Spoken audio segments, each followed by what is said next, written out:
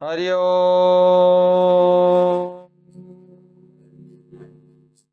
वर्णानाम् अर्थसङ्घानां रसानां छन्दसामपि मङ्गलानां च कर्तारो वन्दे वाणी विनायको शान्तकारं भुजगशयनं पद्मनाभं सुरेशं विश्वाधारं गगनसदृशं मेघवर्णं शुभाङ्गम् लक्ष्मीर्कान्तं कमलनयनं योगिर्भिध्यानगम्यं वन्दे विष्णुभवभयहरं सर्वलोकैकनाथम्। सर्वे भवन्तु सुखिनो सर्वे सन्तु निरामया सर्वे भद्राणि पश्यन्तु मा कश्चित् दुःखभाग् भवेत्। आदरणीय भगवान एवं सर्वघट व्यापी कोण अणुकोण स्थापित सूक्ष्माति सूक्ष्म पधारित सेई स्नेह बांकमय भगवान श्री चरणार बिंदरी ये अधमर अनंत कोटि दंडवत एवं तत्संगे संग उपस्थित अनुपस्थित समस्त भक्तवृंद श्रोता मंडली समस्त देवादेवी एवं ज्येष्ठ कनिष्ठ को यथामान्य जनइबा सह सर्वादौ मोर जन्मदाता पिता माता श्री चरणारविंदरी मोर अनंत कोटि दंडवत घृणा करिबा हंतु। बड़ सौभाग्यर विषय आज होती कार्तिक मास शुक्ल पक्ष नवमी तिथि। यही अवसर आमे आज प्रसंग रखीचु अँला नवमी चरित्र। तेबे आपण मान कही रखे भगवान पद्म पुराण रे जहा प्रमाण अच्छी जहा कि कवि महादेव दास वर्णना करती तुला मकर मेषदिनी ब्रह्मचर्य दीक्षा घेनी। तुला कहते कार्तिक, मकर कहते माघ और मेष कहते बैशाख। यही तीन मास मध्य आमर पुण्य मास। तन्मध्यरु कार्तिक मास होउचंती श्रेष्ठ बोली विवेचित करा जाए। कार्तिक मासरे जेपरी कृष्ण प्रतिपदरु आरंभ करी पूर्णिमा पर्यंत 30 दिन अर्थात एक मास पालन करती, हविषान्न करती, प्रातः स्नान करती। बैशाख मासरे मध्य ठीक सेहीपरि एवं माघ मासरे मध्य सेहीपरि पालन करती। यही कलिजुगर नरनारी जे कही यही 3 मास को व्रत रूप पालन करती से माने भगवान गोलकधाम प्राप्ति होती अंतिम एवं जीवंत नानादि सुखभोग करी कालतिपात कर। यही विश्वास अच्छी जहा कि पद्म पुराण प्रमाण करती। से मध्य आमे देखिबा बैशाख मासर नवमी तिथि रे कौन प्रकार व्रत नहीं, माघ मासर नवमी तिथि रे कौन प्रकार व्रत नहीं। मात्र कार्तिक मासरे शुक्ल पक्ष नवमी तिथि रे जो तिथि अच्छी ताकू नामित करा जाइछंती अँला नवमी। यही अँला नवमी रे समस्त नर नारी को सूचई दिया जाइछि जे हे भक्त वृंद आपण माने जानिछंती भगवानंकर 3टी वृक्ष अति प्रिय। 3टी मास तो प्रिय हेले 3टी वृक्ष मध्य प्रिय। से 3टी वृक्ष कौन ना अँला, तुलसी, मालती।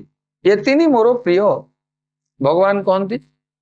तेणु अँला, तुलसी और मालती मालतींकर तम गुण थिबारु तांको वन रे छाड़ी देकी आसिले। तम गुण अर्थात मालती धर कंटा थाए मात्र अँला और तुलसी गछरे कंटा न थाए।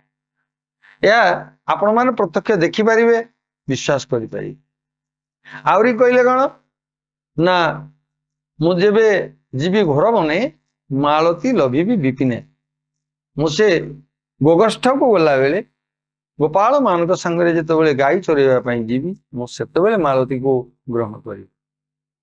ମାତ୍ର ତୁଳସୀ ମୋର ବହୁତ ପ୍ରିୟ।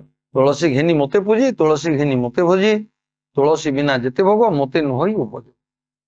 ତୁଳସୀ ପତ୍ର ନଦେଲେ ଭଗବାନଙ୍କର ପ୍ରସାଦ କେବେ ଭୋଗରେ ପରିଣତ ହୁଏ ନାହିଁ।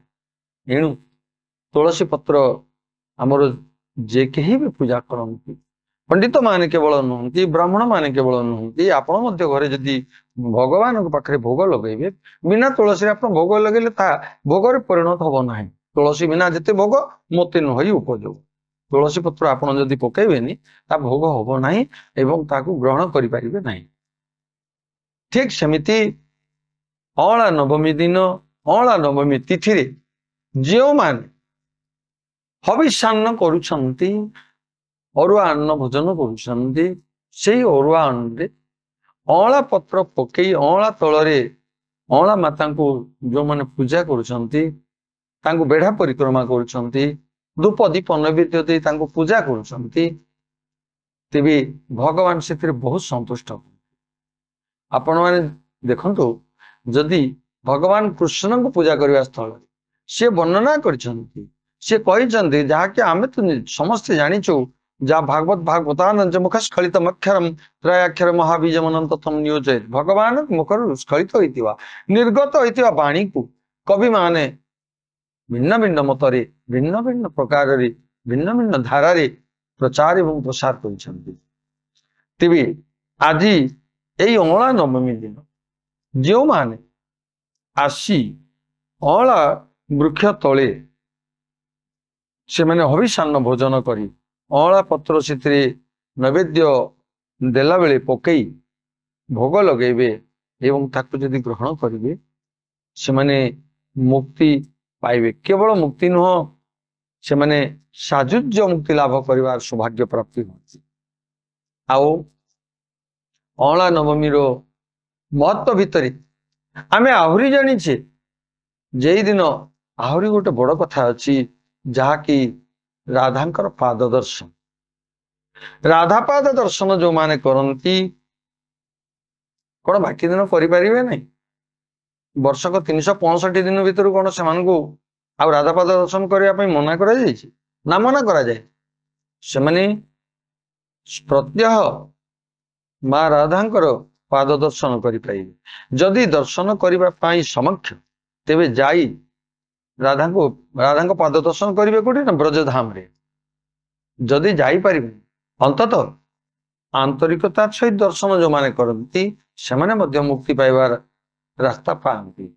କିନ୍ତୁ ଯଦି ଯେ କେହି ବି ଭଗବାନଙ୍କ ନାମ ନେବା ଅପେକ୍ଷା ଯଦି ରାଧାଙ୍କ ନାମ, କୃଷ୍ଣଙ୍କ ନାମ ନେବା ଜାଗାରେ ସେ ଯଦି ରାଧାଙ୍କ ନାମ ନେଇଯାଉଛି, ମୁକ୍ତି ପାଇବ। କିନ୍ତୁ କୃଷ୍ଣଙ୍କ ନାମ ନେଲେ ସେ ସେତିକି ସନ୍ତୁଷ୍ଟ ନୁହେଁ। ଆପଣମାନେ ଏହାର ପ୍ରତ୍ୟକ୍ଷ ପ୍ରମାଣ ପାଇପାରିବେ ନାମରତ୍ନ ଗୀତାରେ, ଯାହା ଦୀନକୃଷ୍ଣ ଦାସ ବର୍ଣ୍ଣନା କରିଛନ୍ତି। ଯେତେବେଳେ ଅବନ୍ତୀ ନଗର ଶାନ୍ତିମଣି ପଣ୍ଡାଙ୍କ ଘରକୁ ବିଦ୍ୟା ଶିକ୍ଷା ଲାଭ କରିବା ନିମନ୍ତେ ବଳରାମ, କୃଷ୍ଣ ଏବଂ ଅର୍ଜୁନ ଯାଉଥିଲେ, ସେଇ ସମୟରେ ଅର୍ଜୁନ ପଚାରିଥିଲେ, ହେ ଭଗବାନ, ଆପଣ ସବୁଠୁ ପ୍ରିୟ ନାଁଟା କଣ? ସେତେବେଳେ ଭଗବାନ କୃଷ୍ଣ ଅର୍ଜୁନଙ୍କୁ ବଡ ସୁନ୍ଦର ହିସାବରେ କହିଥିଲେ, ହେ ଅର୍ଜୁନ, ତମେ ଜାଣିଛ ମୋର ଅନେକ ନାମ ଅଛି, କେବଳ 178 ନାମ ନାହିଁ, କେବଳ 100 ନାମ ନାହିଁ। ମୁଁ ଅନନ୍ତ, ମୋ ନାଁ ଅନନ୍ତ, ମୋର କାମ ଅନନ୍ତ, ମୁଁ ପ୍ରତ୍ୟେକ ଜିନିଷ ଅନନ୍ତ। ହେଲେ ସେଥିମଧ୍ୟରେ କେବଳ ଗୋଟିଏ ନାମକୁ ଛାଡିଦେଲେ ଅନ୍ୟ କୌଣସି ନାମ ସହିତ ମୋର ସମ୍ପର୍କ ନାହିଁ। ଯାହାକି ଅର୍ଜୁନ ପଚାରିଥିଲେ, ହାତ ଯୋଡିକି ପଚାରିଥିଲେ, ଯାହା ଶ୍ରୀମଦ୍ ଭଗବତ ଗୀତାରେ ପ୍ରମାଣ କରନ୍ତି, ତଦ୍ ବିଦ୍ଧି ପ୍ରଣିପାତେନ ପରିପ୍ରଶ୍ନେନ ସେବୟା ଉପଦେକ୍ଷନ୍ତି ତେ ଜ୍ଞାନମ ଜ୍ଞାନୀନ ତତ୍ତ୍ୱଦର୍ଶନ। ହାତ ଯୋଡିକି ନିବେଦନ କରିଥିଲେ, ତଦ୍ ବିଦ୍ଧି ପ୍ରଣିପାତେନ, ପ୍ରଣିପାତ ପୂର୍ବକ, ହାତ ଯୋଡିବା ପୂର୍ବକ ବିନମ୍ରତାର ସହିତ ପଚାରିଥିଲେ, ହେ କୃଷ୍ଣ, ଆପଣ କୁହନ୍ତୁ, ଆପଣଙ୍କର ଯୋଉ ଗୁଡାଏ ନାମ ଅଛି, ଅନନ୍ତ ନାମ ଅଛି, ଏତନ୍ମଧ୍ୟରୁ ସବୁଠୁ ପ୍ରିୟ ନାଁଟା କଣ? ସେତେବେଳେ କୃଷ୍ଣ କହିଥିଲେ, ଯୋଉଠି ପୁରୁଷ ଥାଏ प्रकृति न थाए ता अन्य थाए जोटी प्रकृति थिवो सेठी पुरुष ही निश्चित थिवो जोटी काया अछि सेठी छाया थिवो जोटी छाया थिवो सेठी काया थिवो जदि काया अछि छाया नहीं ताहा आइयो प्रेतात्मा तेणु मु जोठी अछि अर्थात कृष्ण जोठी अछंती सेठी ही राधा अछि जोटी राधा थी सेठी कृष्ण निश्चित अछंती किंतु राधा को छाड़ी कृष्ण के कदापि रही पारंती नहीं एणु मोर सबुठु प्रिय ना होची राधेश्याम थरे जदि केही जीवन भितरे राधेश्याम उच्चारण करे जो दिन से राधेश्याम थरे कहीदेव ज्ञात रे हो अज्ञात रे हो भूल बसत हो जहाँ भी तार 24 घंटा पाप खंड नहीं जाए ये विश्वास शास्त्र प्रमाण कर मुझे कहबी निश्चित भाव आज्ञा राधा पाद दर्शन करंतु कृष्ण पाद दर्शन करने की आवश्यक नहीं कहीं आप कृष्ण को सीधा प्रत्यक्ष भाव में देखिपारे नहीं प्रत्यक्ष आप दर्शन करें नहीं तेणु आम कौन करुचे ना भगवान को शालग्राम शिला हिसाब से घरे रखी पूजा करुचे एवं तांकर स्नान पानी तांकर पाद धौत पानी तांकर पाद धौत जल तांकर पादुक विष्णु पादुक को आम पान करुचे एवं से तो आम मंत्र पाठ करुचे अकाल मृत्युहरण सर्वव्याधि निवारण विष्णु पादोदकम पीत्वा शिरसा धारयाम्यहम मम दोष न विष्णु पादुक को जदि आप पीबे एवं बाकी जहाँ बड़का थी जदि मुंडे देहरे लगेबे आपंकर कुंडिया रोग हम ना बाहर लगे पीदेले अंतर्शुद्धि हो जाए किंतु ये सीना कह आपड़ थे जदि राधा नाम नहीं जी राधा पाद को केवल स्पर्श करें स्मरण कर कहीं ये पाद दर्शन कारण कौन मुख दर्शन कर शरीर दर्शन कर ना आज्ञा भूल कहीं जिते कालिदास आसिले कालिदास सर्वप्रथम माँ सरस्वती मुख वंदना कर एवं मुख वंदना करने द्वारा मुख वंदना एवं वर्णना करने द्वारा से महामूर्ख है महामूर्ख रु महाकवि ही पार्थिले यहाँ सत मु मानुची किंतु से विद्यानगरी अर्थात काशी छोट छोट पिला हार एक आपण मैंने समस्ते जानते कहीं कौन वंदना करते मुख वंदना करते कज्जल पूरित लोचन धारे स्तन जुग शोभित मुकुता हारे वीणा पुस्तक रंजित हस्ते भगवती भारती देवी नमस्ते मुख वंदना करदे एवं तांकर शरीर वर्णना कले जदि पाद वंदना करते से आज काशी नगरी विद्यानगरी रे पराजित हो न था काशी नगरी जिते आसिले कालिदास से दीटा शिशु खेलुले पचारे हे शिशु दुग्ध पीतम से मैंने उत्तर देले रे मूर्ख दुग्ध पीतम नहीं दुग्ध श्वेतम से मैंने बुझे कौन पीत कहते हलदिया से मैंने भाविले ये लोकटा को कौन पचार क्षीर दुग्ध क्षीर हलदिया कि मैंने कहले मूर्खटा कि क्षीर धला दुग्ध श्वेतम दुग्ध पीतम नहीं से पराजित थे सांगे सांगे हाथ जोड़ी देले माँ वीणा पाणी को माँ सरस्वती को कहले हे माँ मुख वंदना कर आज महामूर्ख रु महाकवि हेबा सत्वे आज विद्यानगर पराजित हो गली तेणु ताकू आधार कर देखा ये कथा को जदि मन कर देखा माँ राधा को मुख वंदना करते कौन सी देवी मुख वंदना कदापि करेंगे नहीं मुख दर्शन करने पूर्व पाद दर्शन कर पाद दर्शन कले लाभ अच्छे मुख दर्शन कले मूर्खता परिप्रकाश हो तेणु कौन सी देवी को आम पाद दर्शन करने कथा माँ राधा को पाद दर्शन करने ब्रजभूमि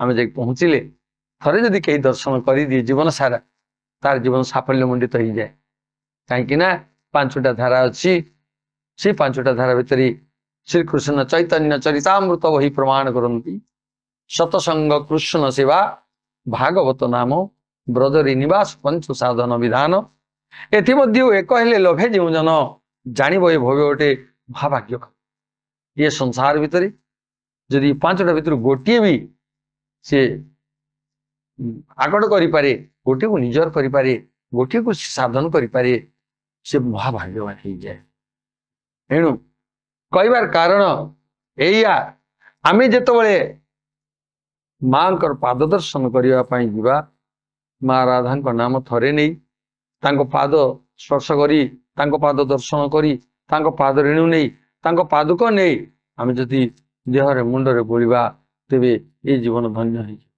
एणु ମୁଁ ଆପଣମାନଙ୍କୁ ନିବେଦନ କରିବି ଆଜି ଏଇ ଅଁଳା ନବମୀ ଅବସରରେ ଆପଣମାନେ ମା ଅଁଳାଙ୍କର ସେବା କରିବା ସହ ପୂଜା କରିବା ସହ ମା ରାଧାଙ୍କର ପାଦ ଦର୍ଶନ କରନ୍ତୁ।